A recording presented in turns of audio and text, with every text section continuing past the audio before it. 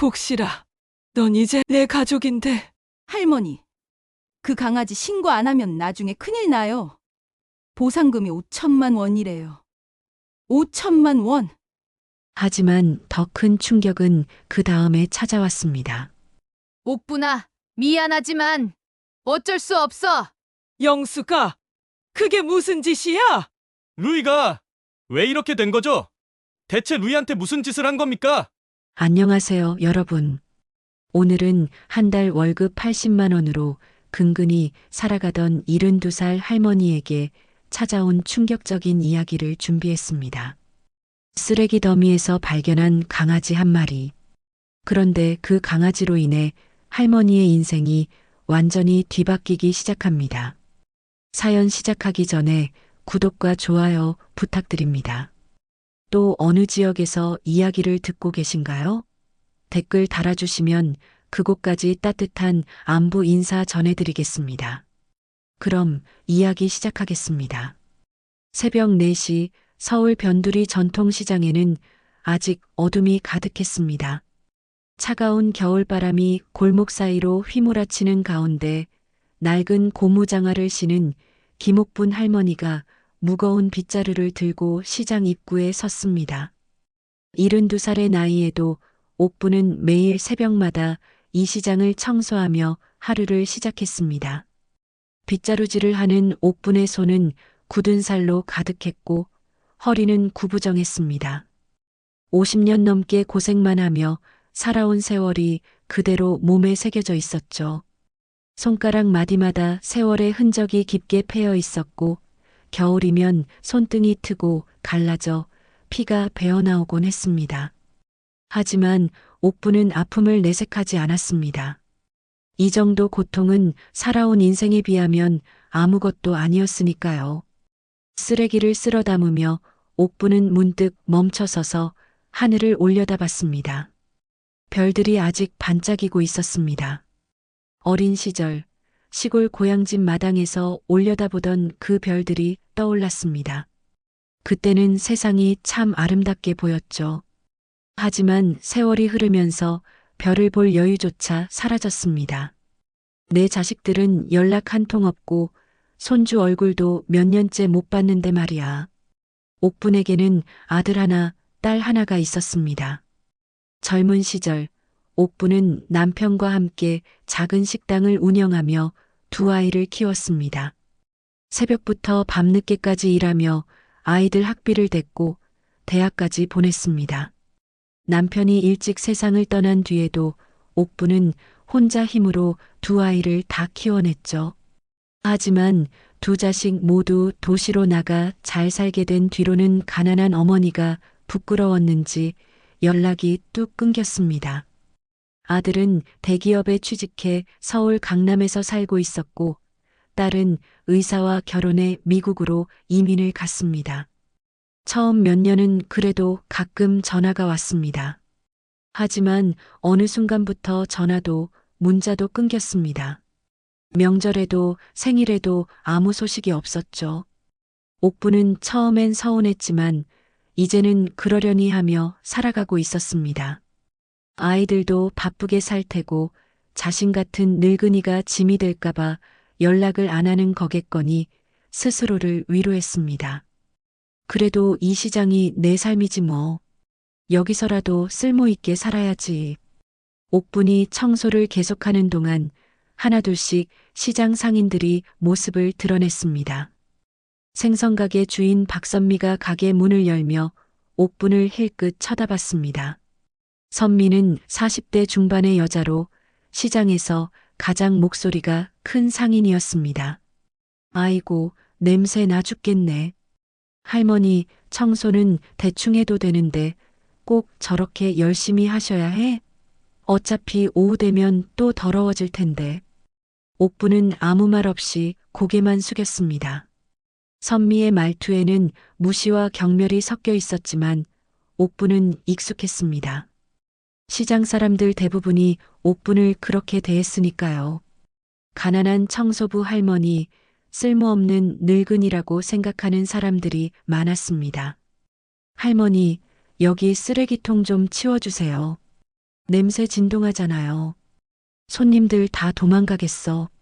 네, 곧 치울게요. 옥부는 묵묵히 쓰레기통을 끌고 갔습니다. 무거운 쓰레기통을 옮기는 동안 허리가 욱신거렸지만 내색하지 않았습니다. 이 일이라도 해야 생활비를 벌 수 있었으니까요. 한 달에 80만 원, 그것이 옥분의 전부였습니다. 월세 30만 원을 내고 나면 50만 원으로 한 달을 살아야 했습니다. 밥은 하루에 2끼만 먹었고 반찬은 시장에서 버려지는 채소를 주워다가 만들었습니다. 옷도 몇 년째 같은 옷을 입었고 신발도 밑창이 다 닳아 비 오는 날이면 발이 젖곤 했습니다. 하지만 옥부는 불평하지 않았습니다. 이 정도면 충분하다고 생각했습니다. 청소를 마친 옥부는 시장 한 구석에 있는 작은 쪽방으로 돌아갔습니다. 방 안에는 낡은 이불 하나, 작은 전기밥솥 하나, 그리고 오래된 텔레비전 하나가 전부였습니다. 벽지는 곰팡이로 얼룩져 있었고 창문은 제대로 닫히지 않아 겨울이면 찬바람이 그대로 들어왔습니다. 옥부는 전기밥솥에서 밥을 퍼담고 김치 몇 조각과 함께 아침을 먹었습니다. 밥을 먹으며 옥부는 창밖을 바라봤습니다. 해가 떠오르고 있었습니다.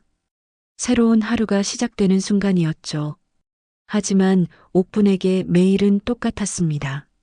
새벽에 일어나 청소하고 밥 먹고 또 청소하고 저녁 되면 쪽방으로 돌아와 잠드는 일상의 반복이었습니다. 내 인생이 이렇게 끝나는 건가? 옥부는 문득 허무함을 느꼈습니다. 평생 열심히 살았지만 남은 건 가난과 외로움뿐이었습니다. 자식들도 없고 친구도 없고 그저 혼자 살아가는 늙은 여자였습니다. 가끔은 이렇게 혼자 죽으면 아무도 모를 거라는 생각이 들었습니다. 며칠이 지나서야 시장 사람들이 냄새를 맡고 발견하겠죠. 하지만 옥부는 포기하지 않았습니다. 살아있는 한 무언가 의미 있는 일을 할 수 있을 거라고 믿었습니다. 남편이 세상을 떠나기 전에 했던 말이 떠올랐습니다. 여보, 우리 인생이 힘들어도 끝까지 포기하지 말아요. 언젠가는 좋은 날이 올 거예요. 그 말을 믿으며 옥부는 지금까지 살아왔습니다. 그렇게 옥부는 오늘도 빗자루를 들고 시장으로 향했습니다. 그리고 그날 옥분의 인생을 바꿀 만남이 기다리고 있었습니다. 오후가 되자 시장은 사람들로 북적였습니다. 옥부는 점심시간이 지나면 다시 청소를 시작해야 했습니다. 상인들이 버린 생선 내장과 채소 껍질, 손님들이 흘린 음식물 쓰레기가 골목마다 쌓여 있었죠. 옥부는 빗자루를 들고 시장 뒤편 골목으로 향했습니다. 그곳은 시장에서 가장 외진 곳이었습니다. 사람들이 잘 오지 않는 곳이라 쓰레기도 많이 버려져 있었죠. 옥부는 쓰레기 더미를 치우며 한숨을 쉬었습니다. 허리가 아파 잠깐 쉬려고 벽에 기댔는데 그때 이상한 소리가 들렸습니다. 끙끙. 작고 약한 소리였습니다. 옥부는 귀를 기울이며 소리가 나는 쪽을 바라봤습니다. 쓰레기 더미 사이에서 뭔가 움직이는 것이 보였습니다. 옥부는 조심스럽게 다가가 쓰레기를 치웠습니다. 그리고 그 안에서 작은 강아지 한 마리를 발견했습니다. 어머나, 이게 뭐람? 강아지는 너무 작았습니다. 손바닥만 한 크기에 온몸이 더러운 먼지와 쓰레기로 뒤덮여 있었습니다. 하얀 털은 회색으로 변해 있었고 눈은 겁에 질려 떨리고 있었습니다. 강아지는 추위에 몸을 부들부들 떨고 있었고 숨소리도 가늘게 들렸습니다. 어휴, 이 추운 날에 누가 널 이렇게 버렸니? 얼마나 추웠을까? 옥부는 강아지를 조심스럽게 안아 올렸습니다. 강아지는 너무 가벼워서 거의 무게가 느껴지지 않았습니다. 며칠은 굶은 것 같았습니다. 옥부는 강아지를 품에 안고 따뜻하게 감싸 안았습니다. 강아지는 옥분의 품에서 조금씩 떨림을 멈추고 작은 눈으로 옥분을 바라봤습니다. 괜찮아. 이제 괜찮아. 내가 너를 지켜줄게. 옥분은 강아지를 안고 쪽방으로 돌아갔습니다. 방에 도착하자마자 옥분은 낡은 수건에 따뜻한 물을 적셔 강아지의 몸을 닦아주었습니다. 더러운 먼지와 쓰레기가 씻겨나가자 강아지의 하얀 털이 드러났습니다. 생각보다 예쁜 강아지였습니다. 참 곱게 생겼네. 어디서 온 아이일까? 옥분은 강아지를 닦아주며 이름을 지어주기로 했습니다. 강아지를 발견한 것이 복이라고 생각했기 때문에 복실이라는 이름을 지어주었습니다. 너는 이제부터 복실이야. 우리 복실이 잘 부탁해. 복실이는 옥분의 손을 핥으며 작은 꼬리를 흔들었습니다. 처음으로 보는 따뜻한 반응이었습니다. 옥분은 복실이를 보며 미소를 지었습니다. 오랜만에 느끼는 행복이었습니다. 혼자 사는 외로움이 조금이나마 사라지는 기분이었죠. 옥분은 냉장고에 있던 우유를 데워 복실이에게 먹였습니다. 복실이는 허겁지겁 우유를 마셨습니다. 얼마나 배가 고팠는지 작은 혀로 그릇을 핥으며 한 방울도 남기지 않았습니다. 옥분은 복실이를 보며 안쓰러운 마음이 들었습니다. 많이 힘들었구나. 이제 걱정하지 마. 내가 너를 잘 돌봐줄게. 그날 밤 옥분은 복실이를 품에 안고 잠들었습니다. 오랜만에 누군가와 함께 자는 밤이었습니다. 복실이는 옥분의 품에서 안정감을 느꼈는지 깊은 잠에 빠져들었습니다. 옥분도 복실이의 따뜻한 체온을 느끼며 편안하게 잠들었습니다. 다음 날 아침 옥분은 평소보다 일찍 일어났습니다. 복실이가 배가 고플까봐 걱정이 됐기 때문입니다. 옥분은 자신의 아침밥에서 밥알을 조금 떼어내 복실이에게 주었습니다. 복실이는 밥을 맛있게 먹으며 꼬리를 흔들었습니다. 우리 복실이 많이 먹어. 힘내야지. 옥분은 복실이를 쪽방에 두고 시장으로 향했습니다. 하지만 마음 한편으로는 복실이가 걱정됐습니다. 혹시 혼자 있다가 무서워하지는 않을까, 어디 아프지는 않을까 하는 생각이 들었습니다. 청소를 하는 내내 옥분의 머릿속은 복실이 생각뿐이었습니다. 점심시간이 되자 옥분은 서둘러 쪽방으로 돌아갔습니다. 방문을 열자 복실이가 반갑게 짖으며 달려왔습니다. 옥분은 복실이를 안아 올리며 웃었습니다. 우리 복실이 많이 기다렸지? 미안해. 그날부터 옥분은 복실이와 함께 생활하기 시작했습니다. 아침에 일어나면 복실이에게 먹이를 주고 청소를 하러 갈 때는 복실이를 방에 두고 갔습니다.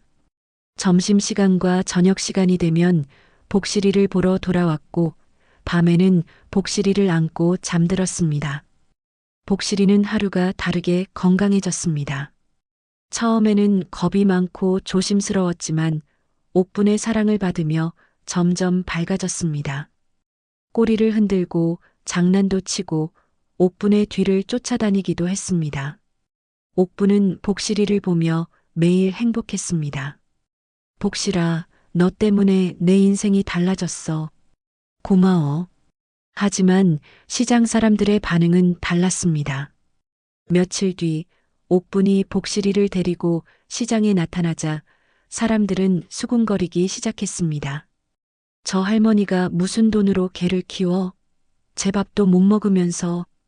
그러게 말이야. 개 키울 돈 있으면 자기나 잘 먹지. 박선미는 더 노골적으로 말했습니다.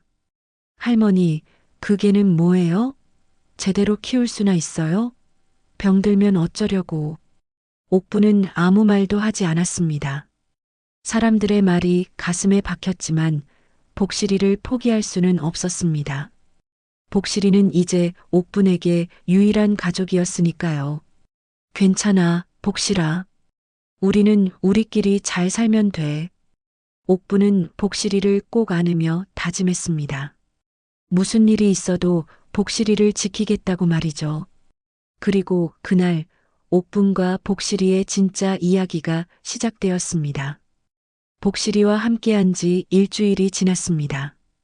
옥분은 매일 아침 복실이를 보며 하루를 시작했고 그것만으로도 충분히 행복했습니다. 복실이는 날이 갈수록 건강해졌고 털에도 윤기가 돌기 시작했습니다. 옥분은 자신의 식사를 줄이면서까지 복실이에게 좋은 먹이를 사주었습니다. 우리 복실이 오늘도 잘 먹네. 많이 먹어야 건강해져. 어느 날 옥분은 복실이를 데리고 시장으로 나갔습니다. 복실이를 혼자 두는 것이 불안했기 때문입니다. 복실이는 옥분의 발걸음을 따라 종종 걸음으로 뒤따라왔습니다. 시장 사람들은 복실이를 보며 수군거렸습니다. 저 강아지 좀 봐. 생각보다 예쁘네. 그러게. 털도 하얗고 눈도 반짝반짝해. 과일 가게를 운영하는 김 사장이 복실이를 보며 말했습니다. 할머니, 그 강아지 어디서 구했어요? 꽤 고급스럽게 생겼는데?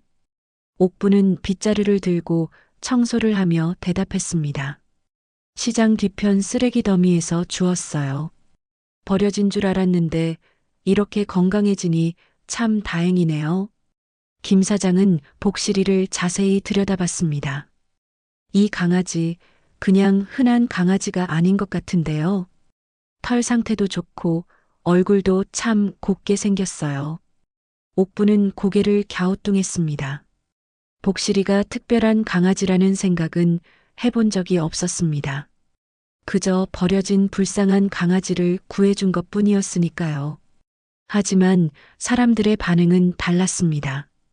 복실이를 본 사람들마다 감탄했고 아이들은 복실이를 보러 옥분에게 다가왔습니다. 할머니, 강아지 만져봐도 돼요? 그럼 조심히 만져보렴. 아이들은 복실이를 쓰다듬으며 좋아했습니다. 복실이도 아이들을 무서워하지 않고 꼬리를 흔들며 반겼습니다. 옥분은 그런 복실이를 보며 뿌듯했습니다. 복실이가 사람들에게 사랑받는 모습이 기뻤습니다. 하지만 박선미는 여전히 곱지 않은 시선으로 바라봤습니다. 할머니, 그 강아지 제대로 키울 자신 있어요? 나중에 아프면 병원비도 만만치 않은데. 걱정 마세요. 제가 잘 돌볼게요. 옥분은 선미의 말에 상처받았지만 내색하지 않았습니다. 대신 복실이를 더욱 꼭 안아주었습니다. 복실이는 옥분의 품에서 편안하게 잠들었습니다. 며칠 뒤 시장에 이상한 소문이 돌기 시작했습니다. 시장 입구에 있는 떡볶이집 아주머니가 옥분에게 다가왔습니다. 할머니, 요즘 뉴스 보셨어요? 무슨 뉴스요? 재벌가에서 강아지를 잃어버렸대요. 엄청난 보상금을 걸었다던데. 옥분은 별로 관심이 없다는 듯 고개를 저었습니다. 그게 저랑 무슨 상관이에요? 아니, 그 강아지가 할머니 복실이랑 좀 닮은 것 같아서요. 혹시 모르잖아요.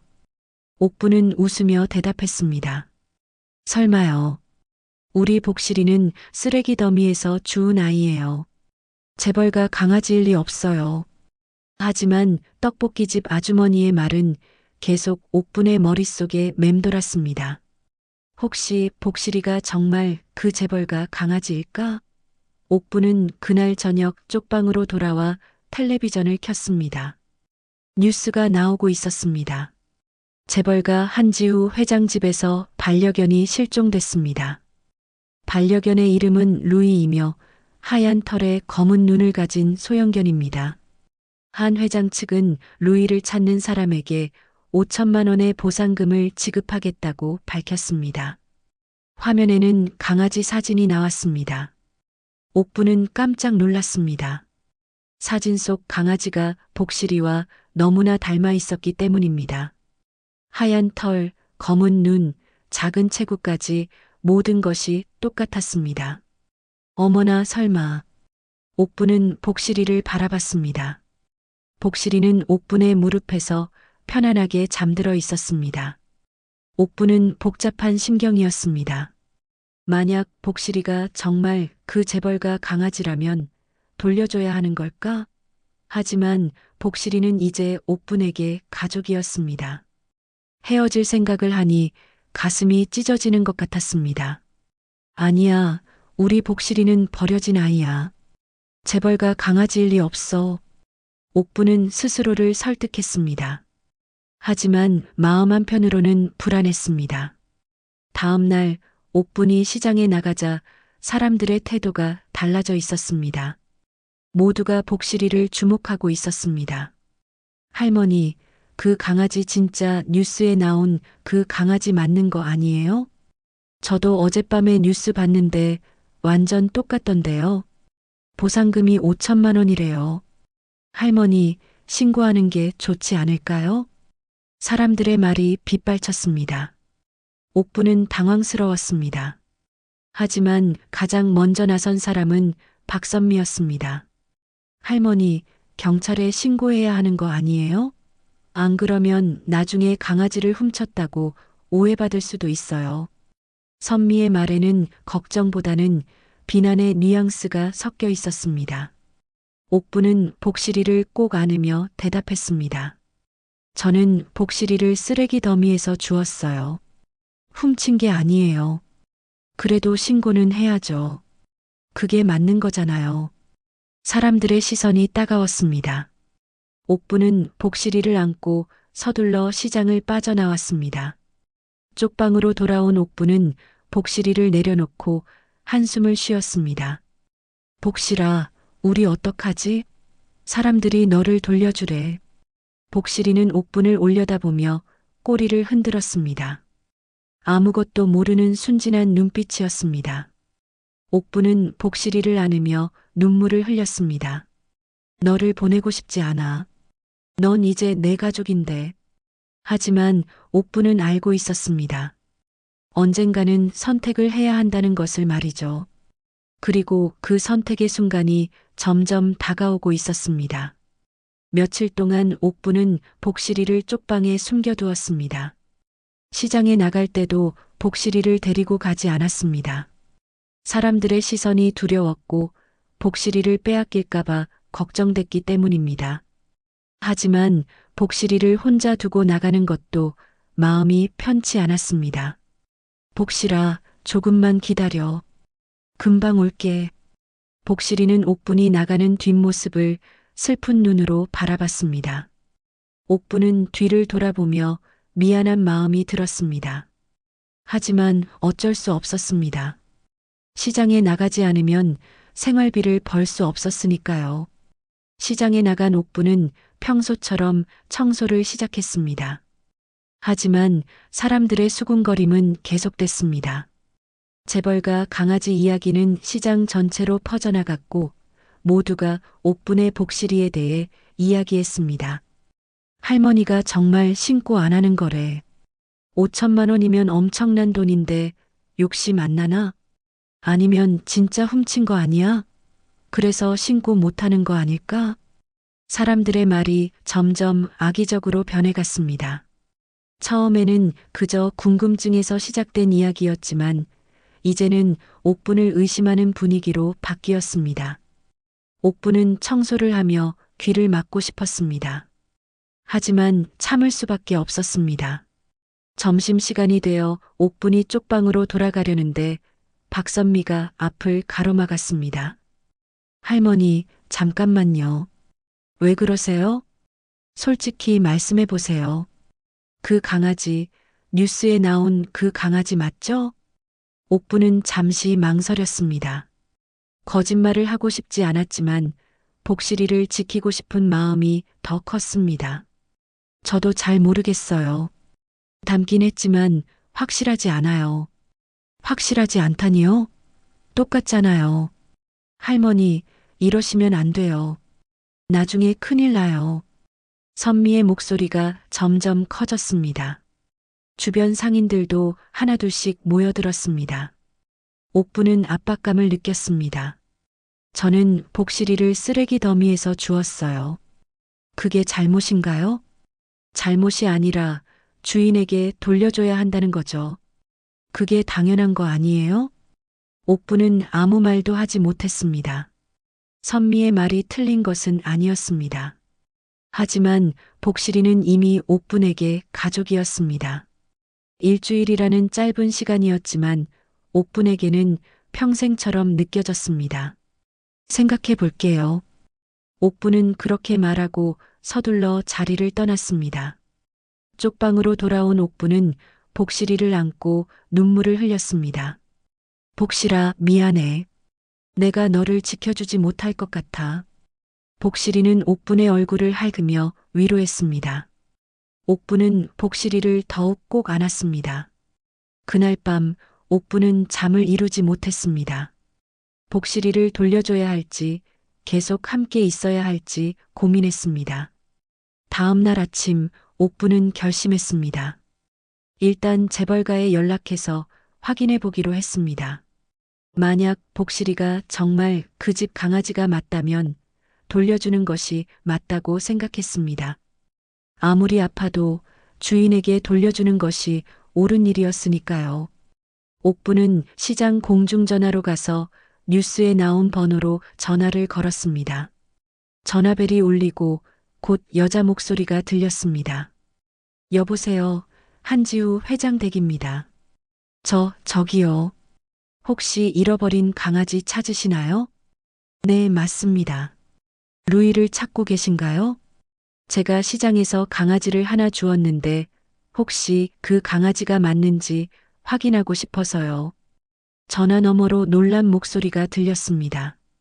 정말요? 지금 어디 계세요? 바로 가겠습니다. 옥부는 시장 주소를 알려주었습니다. 전화를 끊은 뒤 옥부는 한숨을 쉬었습니다. 이제 곧 진실이 밝혀질 것입니다. 복실이가 정말 재벌가 강아지인지 아니면 그저 닮은 강아지인지 말이죠. 1시간 뒤 시장 입구에 검은색 고급 승용차가 멈춰 섰습니다. 차에서 정장을 입은 남자와 여자 한 명이 내렸습니다. 남자는 30대 후반으로 보였고 차갑고 냉정한 인상이었습니다. 바로 재벌가 후계자 한지우였습니다. 지우는 시장을 둘러보며 인상을 찌푸렸습니다. 이런 곳에 온 것이 처음인 듯 했습니다. 옥부는 조심스럽게 다가갔습니다. 저기 제가 전화드린 사람입니다. 지우는 옥분을 위아래로 훑어봤습니다. 낡은 옷과 더러운 고무장화를 신은 옥분을 보며 지우의 눈에는 경멸이 스쳤습니다. 강아지는 어디 있습니까? 제 방에 있어요. 따라오세요. 옥부는 지우를 쪽방으로 안내했습니다. 방문을 열자 복실이가 반갑게 짖으며 달려왔습니다. 옥부는 복실이를 안아 올렸습니다. 지우는 복실이를 보자마자 얼굴이 굳어졌습니다. 루이. 지우의 목소리에는 놀라움과 안도감이 섞여 있었습니다. 확실했습니다. 복실이는 재벌가에서 잃어버린 루이가 맞았습니다. 지우는 복실이를 빼앗듯이 옥분의 품에서 가져갔습니다. 루이, 어디 아픈 데는 없니? 많이 고생했구나. 복실이는 지우의 품에서 낯설어 했습니다. 오히려 옥분을 향해 짖으며 돌아가려고 했습니다. 지우는 당황했습니다. 루이, 나야. 주인이라고. 하지만 복실이는 계속 옥분을 찾았습니다. 옥분은 그 모습을 보며 가슴이 찢어지는 것 같았습니다. 지우는 옥분을 노려보며 말했습니다. 대체 무슨 짓을 한 겁니까? 루이가 왜 이렇게 된 거죠? 옥분은 아무 말도 하지 못했습니다.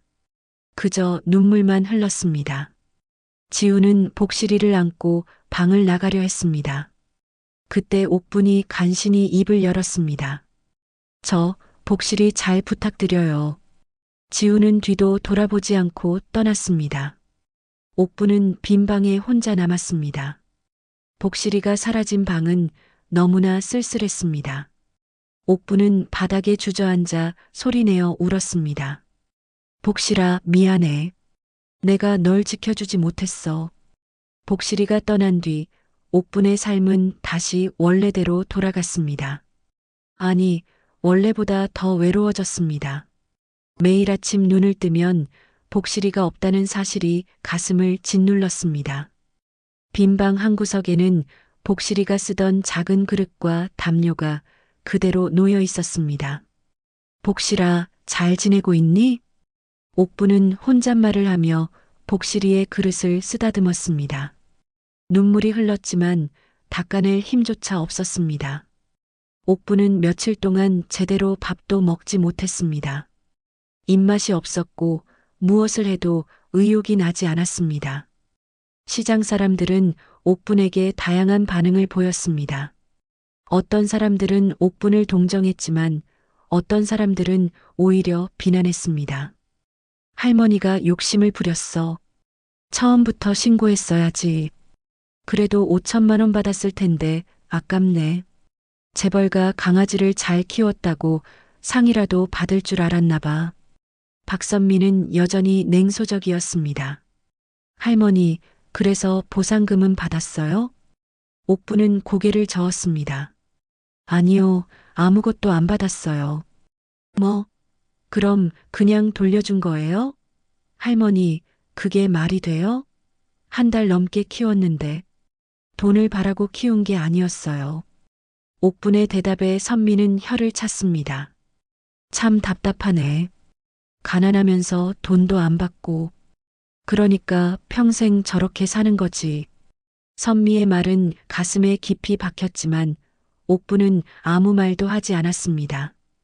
그저 묵묵히 청소를 할 뿐이었습니다. 하지만 옥분의 마음은 무너져 내리고 있었습니다. 일주일이 지난 어느 날 옥부는 시장 뒤편을 청소하고 있었습니다. 복실이를 처음 만났던 그곳이었습니다. 옥부는 쓰레기 더미를 바라보며 그날을 떠올렸습니다. 얼마나 작고 떨고 있던 복실이었는지, 처음 품에 안았을 때 얼마나 따뜻했는지 말이죠. 복실아, 보고 싶어. 옥분이 눈물을 흘리고 있을 때 누군가 뒤에서 목소리를 냈습니다. 옥분아, 오랜만이네. 옥분은 깜짝 놀라 뒤를 돌아봤습니다.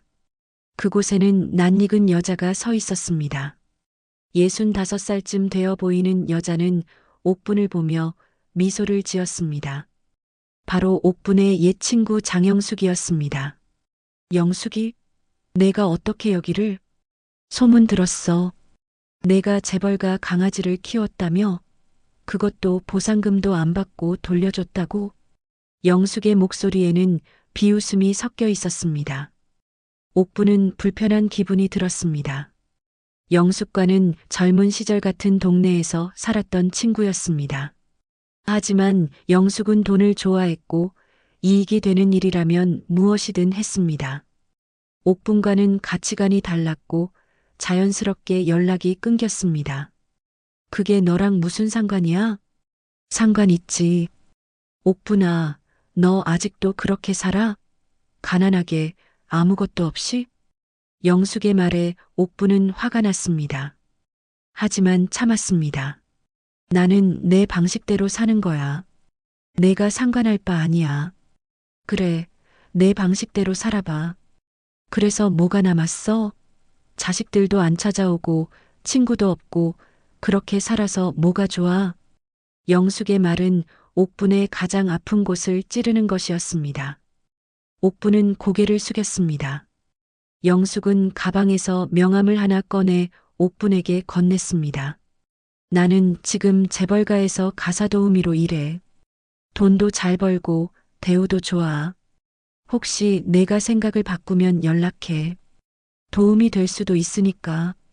영숙은 그렇게 말하고 떠났습니다. 옥부는 명함을 바라봤습니다. 명함에는 고급스러운 글씨로 영숙의 이름과 연락처가 적혀 있었습니다. 옥부는 명함을 구겨서 쓰레기통에 버렸습니다. 난 그런 식으로는 안 살아. 하지만 그날 밤 옥부는 영숙의 말이 계속 떠올랐습니다. 정말 이렇게 사는 게 맞는 걸까? 평생 가난하게, 외롭게, 아무것도 얻지 못하고 살아가는 게 옳은 걸까? 옥부는 혼란스러웠습니다. 다음 날 옥부는 시장에 나갔다가 이상한 광경을 목격했습니다. 시장 입구에 고급 승용차가 서 있었고 그 앞에는 영숙이 서 있었습니다. 영숙은 차 안에서 누군가와 이야기를 나누고 있었습니다. 옥부는 멀리서 지켜봤습니다. 잠시 후 영숙이 차에서 내려 시장 안으로 들어왔습니다. 영숙은 옥분을 발견하고는 빙그레 웃었습니다. 옥분아, 좋은 소식 있어. 무슨 소식? 그 재벌가에서 내게 감사 인사를 하고 싶대. 강아지를 잘 돌봐줘서 고맙다면서. 옥분은 믿기지 않았습니다. 정말? 복실이는 잘 지내? 응, 잘 지낸대. 그런데 말이야, 재벌가 측에서 너한테 보상을 해주고 싶어 해. 내가 중간에서 이야기를 좀 해줄 수 있어. 보상? 나는 보상 같은 거 필요 없어. 옥분아, 이게 기회야. 내가 평생 벌어도 못 벌 돈이야. 그냥 받아. 영숙의 말에는 이상한 열기가 있었습니다. 옥부는 불안한 느낌이 들었습니다.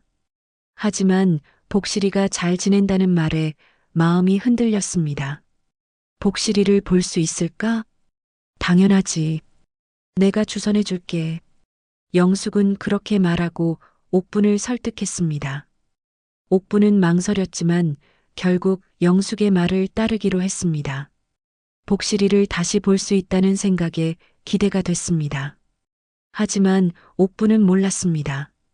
영숙의 진짜 속셈을 말이죠. 영숙은 보상금을 노리고 있었고 옥분을 이용해 돈을 챙기려는 계획을 세우고 있었습니다. 옥분은 영숙의 함정에 빠져들고 있었지만 아무것도 눈치채지 못했습니다. 며칠 뒤 영숙은 약속대로 옥분에게 연락했습니다. 재벌가에서 옥분을 만나고 싶어 한다는 것이었습니다. 옥분은 설레는 마음으로 준비했습니다. 복실이를 다시 볼 수 있다는 생각에 가슴이 뛰었습니다. 복실아, 곧 보자. 할머니가 간다. 옥분은 낡은 옷이지만 최대한 깨끗하게 빨아입고 머리도 단정하게 빗었습니다. 거울을 보니 주름투성이 얼굴이 보였지만 오늘만큼은 행복한 표정이었습니다. 영숙이 시장 입구에서 옥분을 기다리고 있었습니다. 영숙은 고급스러운 옷을 입고 화장도 진하게 하고 있었습니다. 옥분과는 너무나 대조적인 모습이었습니다. 옥분아, 준비됐어? 응, 복실이 보러 가는 거지. 그래, 가자. 두 사람은 택시를 타고 강남으로 향했습니다. 택시비도 영숙이 냈습니다. 옥분은 창밖을 바라보며 감탄했습니다.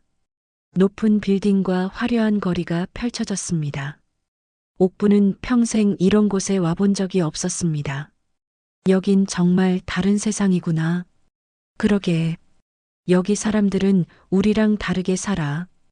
돈이 많으니까. 영숙의 말에는 묘한 부러움과 질투가 섞여 있었습니다. 옥분은 아무 말 없이 고개만 끄덕였습니다. 택시는 곧 거대한 저택 앞에 멈춰 섰습니다. 높은 담장과 철문, 그리고 넓은 정원이 보였습니다. 여기가 한지후 회장댁이야. 옥분은 입을 다물지 못했습니다. 이렇게 큰 집은 처음 봤습니다. 영숙은 인터폰을 눌렀고 곧 철문이 열렸습니다. 두 사람은 안으로 들어갔습니다. 현관에서 집사가 나와 두 사람을 맞이했습니다. 어서 오십시오. 회장님께서 기다리고 계십니다. 옥분은 긴장했습니다. 집안은 화려하고 넓었습니다. 값비싼 가구와 그림들이 벽에 걸려 있었고 바닥은 대리석으로 되어 있었습니다. 옥분은 자신의 낡은 신발을 보며 부끄러웠습니다. 거실에 들어서자 한지우가 소파에 앉아 있었습니다. 지우는 옥분을 보며 일어났습니다. 오셨습니까? 네, 안녕하세요. 옥분은 어색하게 인사했습니다. 지우는 여전히 차갑고 냉정한 표정이었습니다. 옥분은 주변을 둘러보며 복실이를 찾았습니다. 저기, 복실이는 어디 있나요? 루이는 지금 동물병원에 있습니다. 건강검진을 받고 있습니다. 옥분의 얼굴이 어두워졌습니다. 복실이를 볼 수 없다는 사실에 실망했습니다. 영숙이 재빨리 끼어들었습니다. 회장님, 옥분이가 루이를 정말 잘 돌봐줬어요. 쓰레기 더미에서 주워서 한 달 넘게 키웠다고요. 지우는 옥분을 바라봤습니다. 감사합니다. 루이를 돌봐주셔서. 아니에요.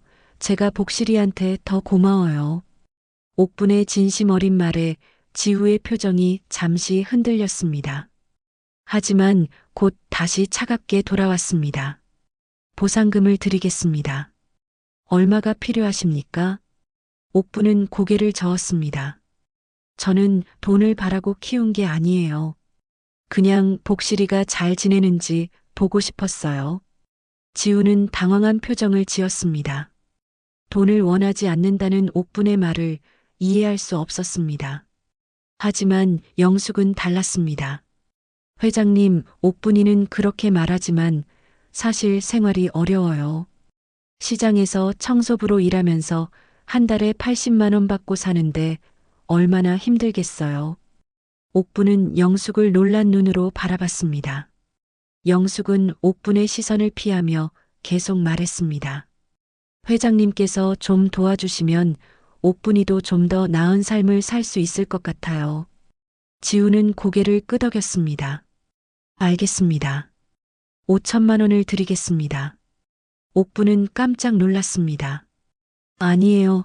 저는 그렇게 큰 돈은 필요 없어요. 괜찮습니다. 루이는 저에게 매우 소중한 존재입니다. 그 아이를 살려주신 것만으로도 충분히 받으실 자격이 있습니다. 지우는 집사에게 눈짓했고 집사는 수표를 가져왔습니다. 하지만 그 순간 영숙이 재빨리 수표를 낚아챘습니다. 제가 옥분이 대신 받을게요. 옥분이는 이런 거 잘 모르니까. 옥분은 놀라서 영숙을 바라봤습니다. 영숙아, 뭐 하는 거야? 옥분아, 내가 너를 도와주는 거야. 이 돈으로 우리 둘 다 잘 살 수 있어. 영숙의 눈에는 욕심이 가득했습니다. 옥분은 영숙의 진짜 속셈을 깨달았습니다.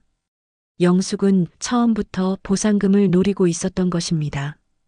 옥분을 이용해서 돈을 챙기려고 했던 것이죠. 영숙아, 그 돈은 내 거야. 돌려줘. 옥분아, 넌 평생 가난하게 살아봐서 모르지? 이 돈으로 얼마나 많은 걸 할 수 있는지. 난 이 돈이 필요해. 영숙은 수표를 가방에 넣고 서둘러 자리를 떠났습니다. 옥분은 영숙을 쫓아가려 했지만 다리에 힘이 풀려 주저앉았습니다. 지우는 당황한 표정으로 상황을 지켜봤습니다. 저 여자가 누구입니까? 제 옛 친구예요. 하지만 이럴 줄은 몰랐어요. 옥분은 눈물을 흘렸습니다. 복실이도 보지 못했고 돈도 빼앗겼습니다. 무엇보다 친구에게 배신당했다는 사실이 가슴을 찢었습니다. 제가 경찰에 신고하겠습니다. 아니에요, 괜찮아요. 제가 해결할게요. 옥분은 일어섰습니다. 비틀거리는 걸음으로 집을 나섰습니다. 지우는 옥분의 뒷모습을 바라보며 복잡한 표정을 지었습니다. 처음으로 돈보다 소중한 것이 있다는 사실을 깨닫는 순간이었습니다. 옥분은 집으로 돌아가는 길에 영숙의 말이 계속 떠올랐습니다. 넌 평생 가난하게 살아봐서 모르지? 그 말은 사실이었습니다. 옥분은 평생 가난했습니다. 하지만 가난이 부끄러운 것은 아니었습니다. 옥분은 깨달았습니다. 중요한 것은 돈이 아니라 마음이라는 것을 말이죠. 영숙아, 넌 돈을 얻었지만 나는 더 소중한 걸 지켰어. 내 마음을 말이야. 옥분은 비록 돈을 잃었지만 자신의 신념을 잃지 않았습니다. 그리고 그것이 옥분을 지탱하는 힘이었습니다. 옥분은 다시 일어설 준비를 했습니다. 옥분은 쪽방으로 돌아와 며칠 동안 아무것도 하지 못했습니다. 영숙에게 배신당한 충격이 너무 컸습니다. 복실이도 보지 못했고 돈도 빼앗겼습니다. 무엇보다 옛 친구가 자신을 이용했다는 사실이 가슴을 무너뜨렸습니다. 내가 뭘 잘못한 걸까? 옥부는 벽을 바라보며 혼잣말을 했습니다. 하지만 곧 고개를 저었습니다. 자신은 잘못한 게 없었습니다. 다만 영숙의 욕심이 문제였던 것이죠. 옥부는 천천히 마음을 추스르기 시작했습니다. 포기할 수는 없어. 나는 아직 할 수 있는 게 있어. 옥부는 다시 시장으로 나갔습니다. 사람들은 옥분을 보며 수군거렸습니다. 영숙이 보상금을 가로챘다는 소문이 이미 시장 전체에 퍼져 있었습니다. 할머니, 정말 돈을 못 받았어요? 네, 친구한테 빼앗겼어요. 옥분의 솔직한 대답에 사람들은 안타까워했습니다. 그동안 옥분을 무시하던 사람들도 이제는 동정의 눈빛으로 바라봤습니다. 하지만 옥분은 동정받고 싶지 않았습니다. 괜찮아요. 저는 돈보다 중요한 걸 지켰어요. 중요한 게 뭔데요? 제 마음이요. 복실이를 사랑했던 그 마음 말이에요. 옥분의 말에 사람들은 숙연해졌습니다. 박선미도 옥분에게 다가왔습니다. 선미는 처음으로 진심 어린 표정을 지었습니다. 할머니, 제가 그동안 할머니한테 너무 심하게 했어요. 미안해요. 괜찮아요. 이해해요. 아니에요. 괜찮지 않아요. 저는 할머니를 무시했어요. 그런데 할머니는 돈보다 소중한 걸 지키셨잖아요. 저는 부끄러워요. 선미의 사과에 옥부는 미소를 지었습니다. 선미 씨, 고마워요. 그 말 한마디가 저에게는 큰 힘이 돼요. 선미는 옥분의 손을 잡았습니다. 할머니, 우리가 도와드릴게요. 그 영숙이란 사람을 찾아서 돈을 돌려받아야죠. 어떻게요? 우리 시장 사람들이 힘을 합치면 못할 게 없어요. 할머니는 혼자가 아니에요. 선미의 말에 다른 상인들도 동참했습니다. 맞아요. 우리가 도와드릴게요. 그 영숙이란 사람 용서 못해요. 할머니, 걱정하지 마세요. 우리가 있잖아요. 옥부는 눈물을 흘렸습니다. 하지만 이번에는 슬픔의 눈물이 아니라 감동의 눈물이었습니다. 평소 자신을 무시하던 사람들이 이제는 자신을 도우려 하고 있었습니다. 여러분, 정말 고마워요. 사람들은 곧바로 행동에 나섰습니다. 영숙을 찾기 위해 여기저기 수소문했고 결국 영숙이 재벌가 근처 고급 호텔에 묵고 있다는 정보를 얻었습니다. 옥분과 시장 사람들은 그 호텔로 향했습니다. 호텔 로비에는 영숙이 화려한 옷을 입고 앉아 있었습니다. 영숙은 옥분과 시장 사람들을 보자 당황했습니다. 옥분아, 너 여기 왜 왔어? 영숙아, 내 돈 돌려줘. 무슨 소리야? 그건 내가 받은 거야. 아니야, 그건 회장님이 나한테 준 거야. 내가 가로챈 거잖아. 영숙은 비웃었습니다. 증거라도 있어? 회장님이 나한테 줬다고 하면 그만이야. 옥부는 할 말이 없었습니다. 영숙의 말이 맞았습니다. 증거가 없었습니다. 하지만 그때 박선미가 나섰습니다. 당신 정말 양심도 없네요. 친구를 이용해서 돈을 가로채다니. 양심? 그게 밥 먹여줘? 난 평생 가난하게 살기 싫어. 이 돈으로 새로운 삶을 살 거야. 영숙의 말에 사람들은 분노했습니다. 하지만 영숙은 아랑곳하지 않고 자리를 뜨려 했습니다. 그때 호텔 입구에서 익숙한 목소리가 들렸습니다. 잠깐만 기다리십시오. 모두가 돌아보니 한지우가 서 있었습니다. 지우는 냉정한 표정으로 영숙에게 다가왔습니다.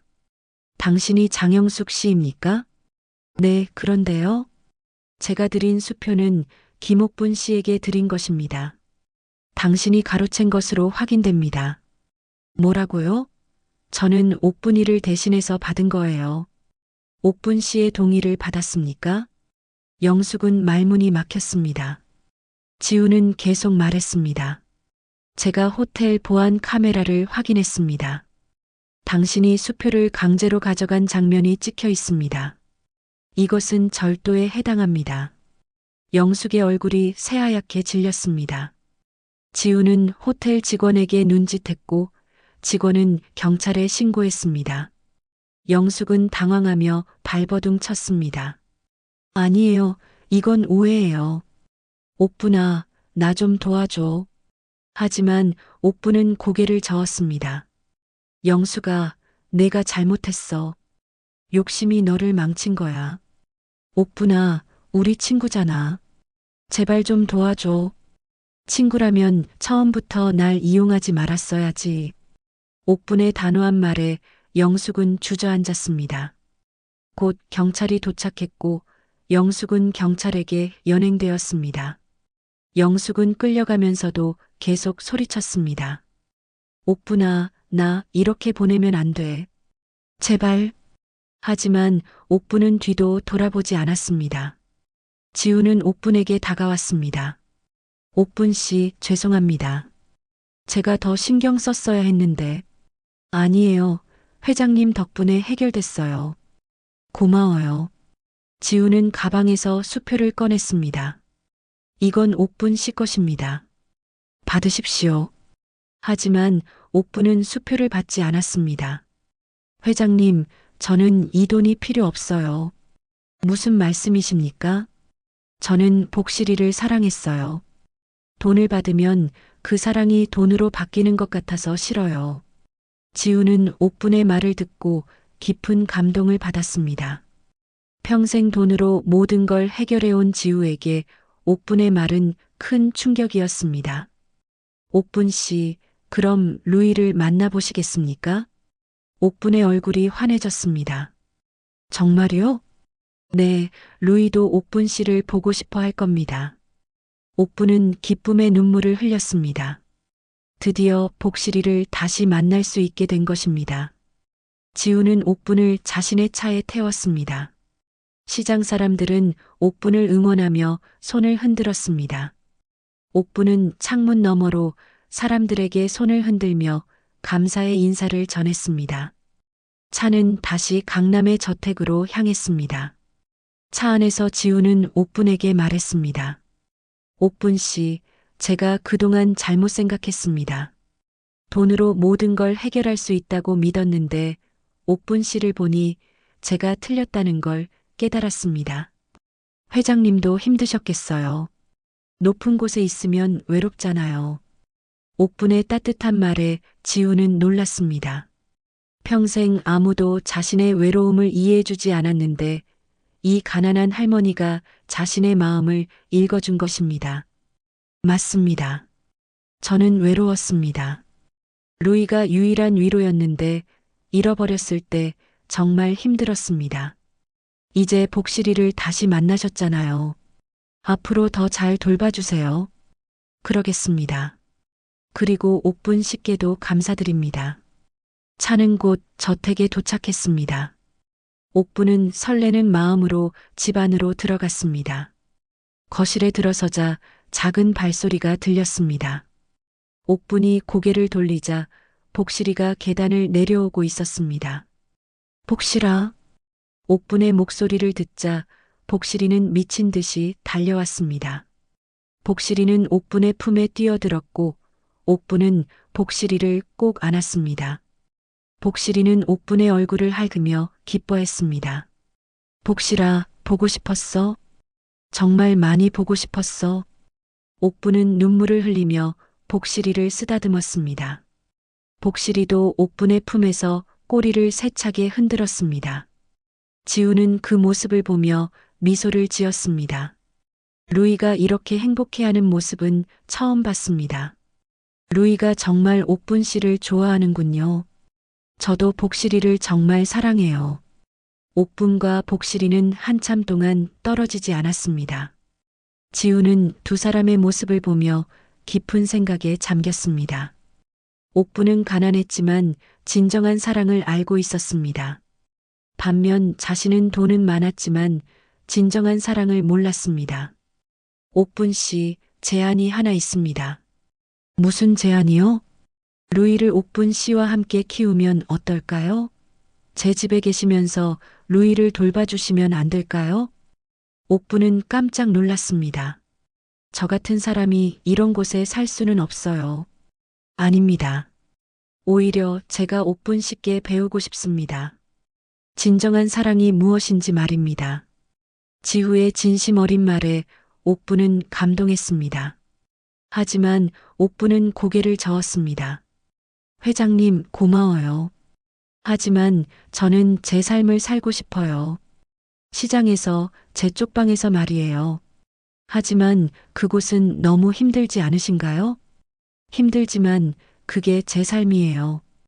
저는 그곳에서 행복을 찾았어요. 복실이를 만났고 시장 사람들과 친구가 됐어요. 그것만으로 충분해요. 옥분의 말에 지우는 고개를 끄덕였습니다. 옥분의 선택을 존중하기로 했습니다. 알겠습니다. 대신 제가 옥분 씨를 도울 방법이 있습니다. 무슨 방법이요? 시장에 기부를 하겠습니다. 청소 환경을 개선하고 옥분 씨의 생활도 나아지게 하고 싶습니다. 옥분은 기뻐했습니다. 정말요? 그럼 시장 사람들이 정말 좋아할 거예요. 그리고 옥분 씨는 언제든 루이를 만나러 오실 수 있습니다. 루이도 옥분 씨를 보고 싶어 할 테니까요. 고마워요, 회장님. 그 말만으로도 충분해요. 옥분은 복실이를 한 번 더 안아주고 작별 인사를 했습니다. 복실아, 이제 할머니는 가야 해. 하지만 또 보러 올게. 건강하게 잘 지내. 복실이는 슬픈 눈으로 옥분을 바라봤습니다. 하지만 이번에는 헤어짐이 영원한 이별이 아니라는 걸 알고 있었습니다. 옥분은 지우에게 인사하고 집을 나섰습니다. 며칠 뒤 시장에는 큰 변화가 일어났습니다. 지우가 약속대로 시장에 기부를 했고 청소 환경이 크게 개선됐습니다. 새로운 청소 도구와 장비가 들어왔고 옥분의 월급도 2배로 올랐습니다. 시장 사람들은 기뻐하며 옥분에게 감사했습니다. 할머니 덕분에 우리 시장이 좋아졌어요. 정말 고마워요, 할머니. 박선미도 옥분에게 다가왔습니다. 할머니, 이제부터 저희가 할머니를 우리 시장의 어머니로 모시겠어요. 어머니라니 너무 과한 말이에요. 아니에요. 할머니는 우리에게 진정한 사랑이 무엇인지 보여주셨어요. 할머니야말로 우리의 진짜 어머니예요. 사람들은 박수를 쳤습니다. 옥분은 눈물을 흘리며 사람들에게 감사 인사를 전했습니다. 옥분은 더 이상 외롭지 않았습니다. 시장 사람들이 가족이 되어 주었으니까요. 그날 저녁 옥분은 쪽방에 앉아 창밖을 바라봤습니다. 하늘에는 별들이 반짝이고 있었습니다. 어린 시절 보던 그 별들처럼 아름다웠습니다. 내 인생 마지막에 이렇게 큰 선물을 받다니. 옥분은 미소를 지었습니다. 복실이를 만나고 잃고 다시 만나는 여정 속에서 옥분은 깨달았습니다. 진짜 가족은 피가 아니라 마음으로 이어진다는 것을 말이죠. 돈이나 지위가 아니라 사랑과 진심이 사람을 행복하게 만든다는 것을 말이죠. 다음 주말 옥분은 지우의 집을 방문했습니다. 복실이는 옥분을 보자마자 달려와 반겼습니다. 옥분은 복실이와 함께 정원을 산책했습니다. 지우도 함께 걸으며 옥분과 이야기를 나눴습니다. 옥분 씨, 제가 요즘 많이 변했습니다. 옥분 씨 덕분에 진정한 행복이 무엇인지 배웠습니다. 저도 회장님께 감사드려요. 복실이를 다시 만나게 해주셔서요. 앞으로도 자주 오십시오. 루이도 저도 옥분 씨를 기다리겠습니다. 옥분은 고개를 끄덕였습니다. 두 사람은 함께 복실이를 바라보며 미소를 지었습니다. 가난한 할머니와 재벌 회장, 그리고 작은 강아지. 서로 다른 세상에 살던 세 존재가 사랑으로 이어진 순간이었습니다. 옥분은 집으로 돌아가는 길에 하늘을 올려다봤습니다. 별들이 여전히 반짝이고 있었습니다. 옥부는 혼잣말을 했습니다. 여보, 보고 있어요? 우리 인생이 힘들어도 끝까지 포기하지 말라고 했잖아요. 당신 말이 맞았어요. 좋은 날이 왔어요. 옥분의 얼굴에는 평화로운 미소가 번졌습니다. 이제 옥분은 혼자가 아니었습니다. 시장 사람들이 있고 복실이가 있고 지우가 있었습니다. 가족이 생긴 것입니다. 진짜 가족이 말이죠. 오늘의 이야기는 어떻게 들으셨나요? 여러분의 소중한 생각을 댓글로 나눠주세요. 오늘 이야기가 마음에 와닿으셨다면 구독과 좋아요, 알림 설정 꼭 부탁드립니다. 다음에도 극적인 반전과 따뜻한 감동이 함께하는 이야기로 찾아뵙겠습니다. 끝까지 함께해 주셔서 진심으로 감사드립니다.